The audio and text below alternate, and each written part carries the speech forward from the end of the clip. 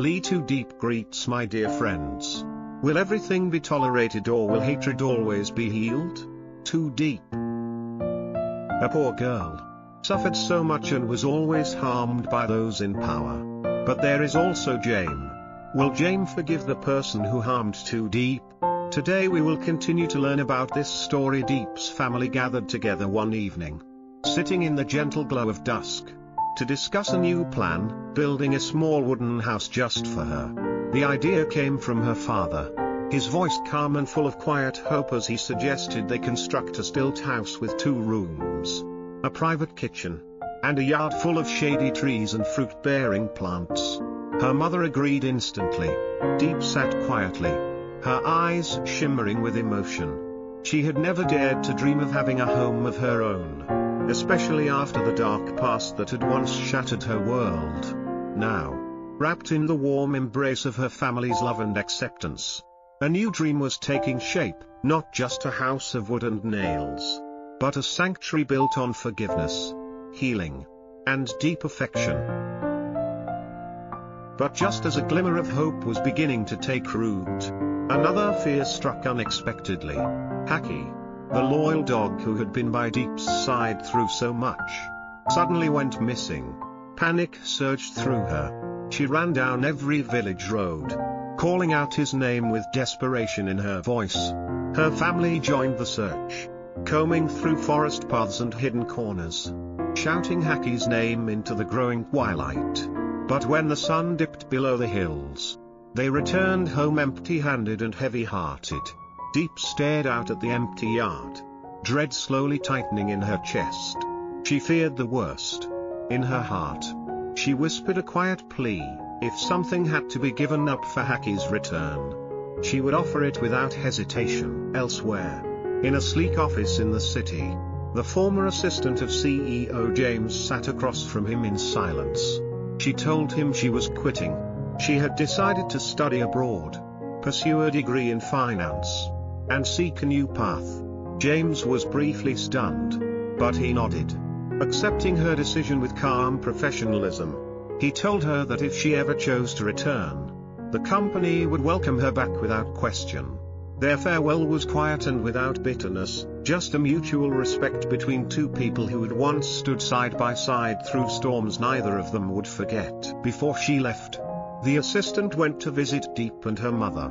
She stood before them, eyes lowered, voice trembling as she revealed a painful truth. Her own father was the one who had harmed Deep in the past. She had known it for years, had tried to stop him but failed.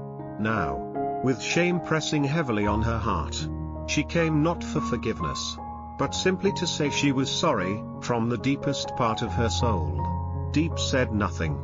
Her mother remained still. The silence between them was thick with old wounds reopening, painful and raw. There were no angry words, no immediate forgiveness, just a stillness that spoke of heartbreak and complicated grace. Later, the assistant confided everything to James. He listened in silence, fists clenched, holding back a tide of emotion. Though he did not blame her, he was firm: her father must be held accountable.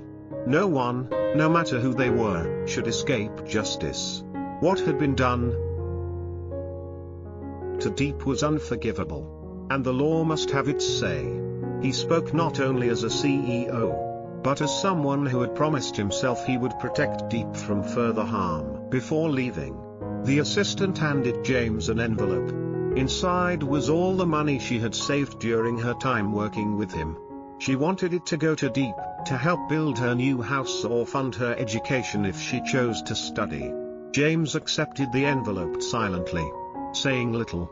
He also promised to transfer her remaining salary and bonus without delay. Their parting was simple, not weighed down by lingering guilt, but marked by quiet resolution and the soft ache of letting go. The next day, James visited Deep. He already knew the truth. Deep told him she had chosen to forgive. She could no longer let hatred define her life. She believed that even the man who had hurt her might have regretted it, and she wanted to close the door on that chapter forever. James looked at her with deep concern. He told her that forgiveness was noble, But she also needed to protect herself. He feared that her kind heart might be wounded again. Deep simply smiled. In her smile was strength, proof that she had moved through darkness and no longer feared it. Days later, Hacky returned, muddy and ragged. The little dog bounded back into the yard, tail wagging furiously. Deep dropped to her knees, throwing her arms around him, tears streaming down her face. Her little wooden house was taking shape. Around it grew young trees, mango, grapefruit, jackfruit, the fruits of dreams she once only imagined harvesting in a peaceful countryside afternoon. Standing there, Deep knew she had reached a new chapter in her life. One without revenge, without fear. A chapter built on healing, love, and the quiet, unwavering power of letting go.